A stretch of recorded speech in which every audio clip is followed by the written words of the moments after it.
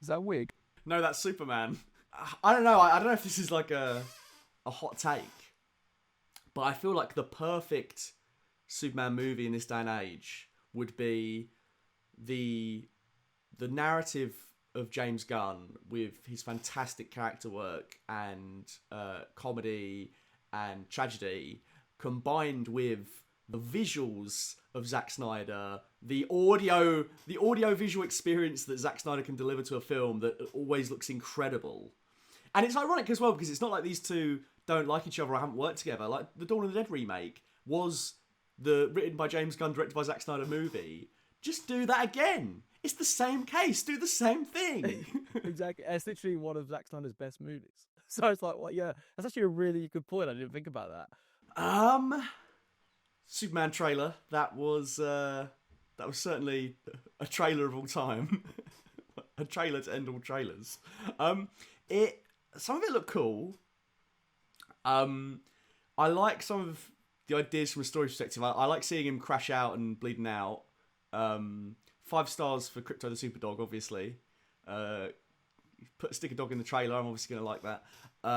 But I'm visually not sure about it. It looks very digital. Not sure about some of the camera movements. Some of the action looks very cool, but then more when like the people are in the rooms talking. I'm not so sure about that stuff. Um, kind of thought, considering it's the first DCU movie, I feel like it needs to look a bit more prestige. I feel like it should look as good as. I know this is a high bar, but also we should be aiming for a high bar because it's Superman. It should look as good as the Batman to me. And yeah, oh, you want to weigh in from there? I feel like I've given some good, I've dropped some good nuggets there that you can bat off of. No, I do agree with you. I think that it looks super like it weirdly it looks cheap to me. I don't know why. I don't know if it's kind of got this washed look that is used on like Suicide Squad and kind of Guardians 3. It's kind of overblown look. I don't get it because I think it like you said, like comparing this to like Greg Fraser's, the Batman, it's like it looks like a TV show in comparison. Um yeah, I'm not sure about that. I like they're using the music.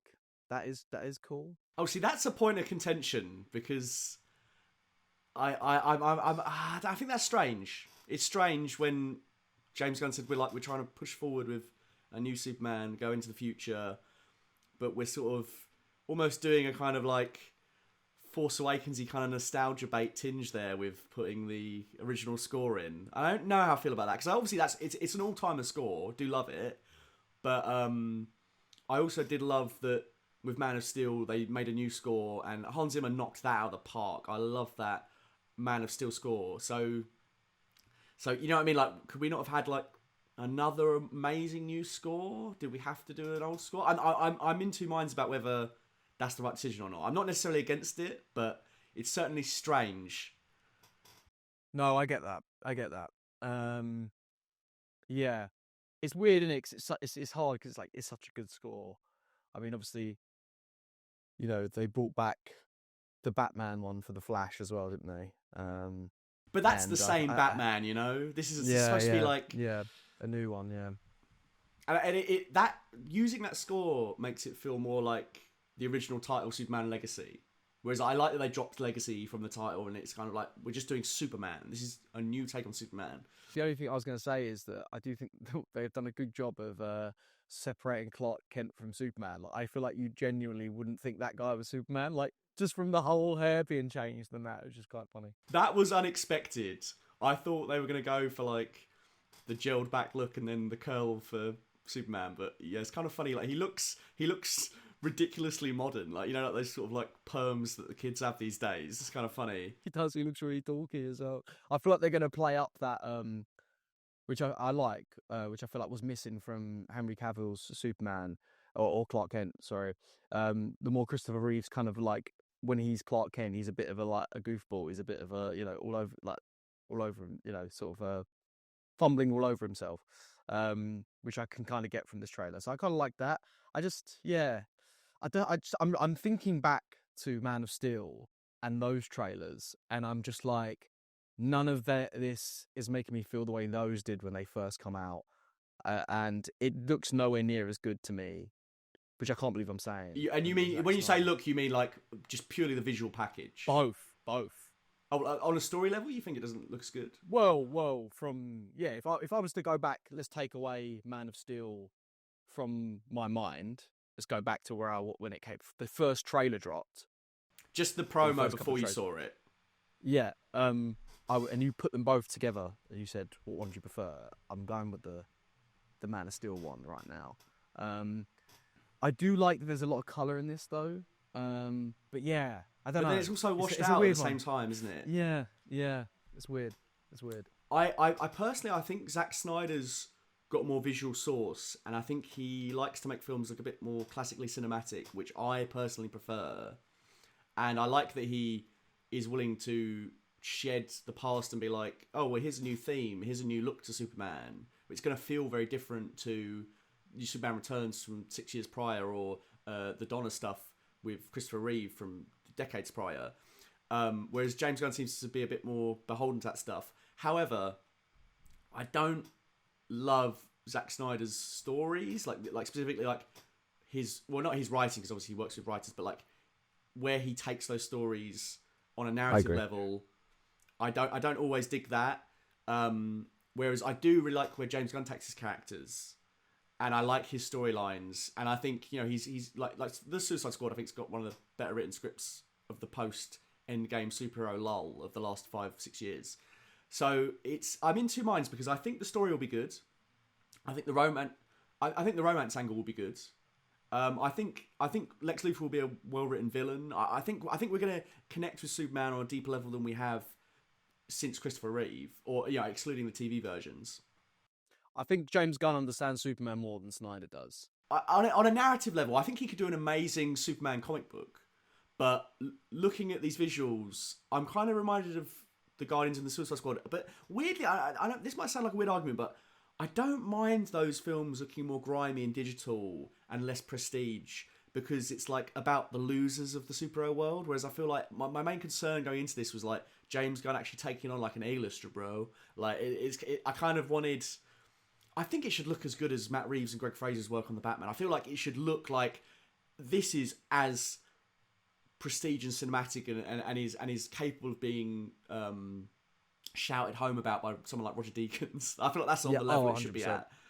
100%. I couldn't agree more. And I think like putting them side by side is like, yeah, I'm glad they're not crossing over because it doesn't look like they would cross over whatsoever, even just from a visual standpoint. Do you know what I mean? Yeah. Like, just from a Well, visual standpoint. well, I know this is a slight tangent, but interestingly, some of these scoopers on the internet who may or may not be chatting utter shit from time to time have said that the reason why the Batman 2 script is taking a while to like be finalised is because there's a lot of like things that are up in the air at the moment, and people have speculated whether that means that it is going to end up being in the DCU, and that this Clayface Mike Flanagan script is going to be both part of the DCU and part of the Matt Reeves verse.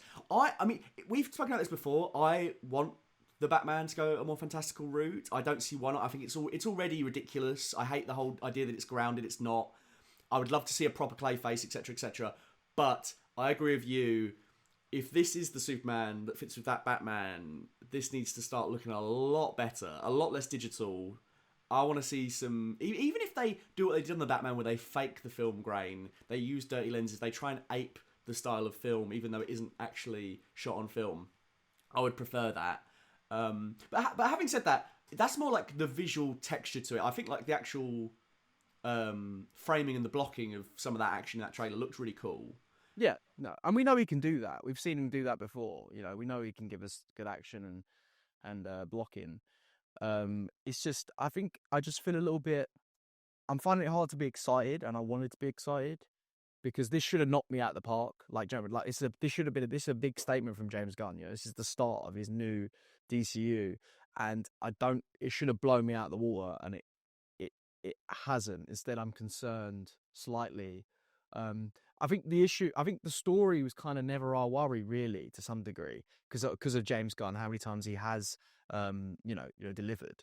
I just feel like, I just feel like, yeah, I just think from a visual standpoint, I don't know. I'm worried. I don't know if I might be. Yeah, I don't know if I'm like going over the same point over and again. But it's obviously this is fresh. This is No, hot but off the it's press. We're important watching this. if it's the Yeah, first DCU movie. I think it should look the dog's bollocks. It should look like the crypto dog's bollocks. yeah, yeah. Um, and yeah, I agree with you. I'm not concerned. It's the era we're in where everything's just looking more washed out and looks like it's not being lit with as much contrast as it used to be 20 years ago. It's just interesting because like some of the stuff James Gunn says about like the reason people aren't going to the multiplex is because the films aren't good and we need to get back to that sort of high standard. I'm like, I agree with you on everything. I agree with his whole mantra for the DCU being we're going to finalize the scripts first. Stuff's going to go into production in an order depending on what scripts are good. And it excites me massively that he's excited about the Supergirl script, even though I'm not excited about Supergirl as a character that much. And it also excites me that Mike Flanagan, Clayface, horror, low budget or relatively mid budget superhero movie. That sounds awesome. I think all that stuff sounds great, and I like that we're continuing the whole Batman strand with Matt Reeves and Robert Pattinson, and Greg Fraser is officially back. Amazing news. But I don't know. I don't know if this is like a hot take, but I feel like the perfect Superman movie in this day and age would be the narrative of James Gunn with his fantastic character work and comedy and tragedy combined with the visuals of Zack Snyder, the audio visual experience that Zack Snyder can deliver to a film that always looks incredible. And it's ironic as well because it's not like these two don't like each other or haven't worked together. Like the Dawn of the Dead remake was the written by James Gunn, directed by Zack Snyder movie. Just do that again. It's the same case. Do the same thing. Exactly. It's literally one of Zack Snyder's best movies. So Yeah. it's like, well, yeah, that's actually a really good point. I didn't think about that. But yeah, no, that would have been kind of perfect. I do think to give Snyder some credit as well and to knock him down a little bit is that yeah, I do think visually he is impressive. But I do think over the years he has kind of also like let that slip a little bit. But still, I think his sort of the iconography that he created with the Superman. I think he understood how to place the shots, like the kid with the cape, like I mean, holding on the symbol on the chest. Do you know what I mean? Like this is a lot of people sort of standing around in a room in like a wide. Um, I do like the whole thing of like the one thing I do like about this trailer as well is it kind of brought me back a little bit to the sort of Raimi Spider-Man of like, oh, we're actually going to focus on the people. We're actually going to focus on like saving humans. They're going to be, we're going to get to know them. It feels like to some degree, which I think is what's been missing from superhero movies of the past decade. And I think that's something that I think James Gunn hopefully could bring back. I think I really want to dig into the story of this, and I mean that's what I'm most excited about and where it goes. And I think that's James Gunn's greatest strength. It's always been the writing, not necessarily the visuals. Even with like his Marvel movies, I actually think the Suicide Squad is probably his best looking superhero movie. I think it's got a real style to it, and some of the best cinematography I know. Like it's in conjunction with, is it Henry Bramble, the DOP that he's worked with on this, the Guardians Volume 2, Guardians Volume 3, and they also did The Flash. But I don't know. I'm also one thing I wasn't sure how I was going to play, but I am kind of won over is the idea of like the other superheroes being in that world, because I think they all look fun. I like the idea of Nathan Fillion, Guy Gardner, Green Lantern. I like the idea of Mr. Terrific, and I think Mr. Terrific being like the techie counterpart to him, it's kind of like we're getting a nice little contrast there. And I think it's fun the idea that we're going to use other superheroes in that world to show why Superman is special. We don't like, it's not like it's going to be setting up for a million other DCU projects. This feels like this is the moment, this is the movie, and these characters are there to serve the story, rather than like Mr. Terrific's going to be like, well, I need to go to Themyscira now in my movie, and oh my god, he's going to meet Wonder Woman. Like Soup's live trailer reaction. I'm so excited. Like we're not doing any of that. So I think there's a lot to be excited about. But there's also I was hoping it would like squash all of my concerns. I definitely don't think it's done that. no, and that's exactly where I stand as well. I'm not completely. It's hard. It's like I'm not necessarily excited as much as I want to be, and how much I should be really. But I still think he'll deliver a good movie. I just have less hopes that it's going to be a special one. You know? It's not just our opinions. Let us know what you think. Do you think the Superman trailer kicked ass? Do you miss the visual style of Zack Snyder? Do you miss and the story?